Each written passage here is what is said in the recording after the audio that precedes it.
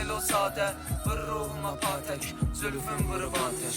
Attım məni rahat, könlüm oldu qarət, yaxınlarda bir qıraqda tutmuşam mən matəm.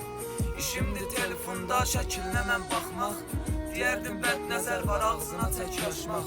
Dayağım gedibdi day mən olmuşam axsaq, neçə vaxtdır ki mənim gözümə durub yatmaq.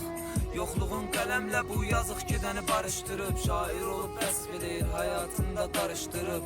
Deyirəm olmaya mənim az idi sənə çalışdığım, getməğinə gedibsən amma yox idi bunun yaxşılığı. بلبلی در سینه می نالد هنوزم که چمن با خزان هم آشتی و گلفشانی. ما به داغ عشقبازی ها نشستیم و هنوز چشم پروین همچنان چشمک فراخیم. چشم پروین همچنان چشمک فراخیم. Hər gecələr içdim bu hazır badələri, ürəcimdə oxudum eşqivin fatəhsin. İntizar bir dağdır yarramanın damənəsin, bilmirəm hansı gündür bu dərdimin xatəməsi. Bəli gəl nə olar axır görüş, məndən qol boyun ol, mənə ver bircə öpüş. Verdigin sırğanı sal, nənəmin gözünə görüş, ürəcimi parçalasan apar və yarla görüş.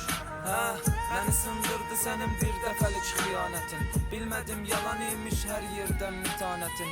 Ey kaşı olmaydı sənin yoldaşımla rifaqətin, Tanrım görür səndə budur sənin idalətin. با همه نسیان تو گویی کلته آزار من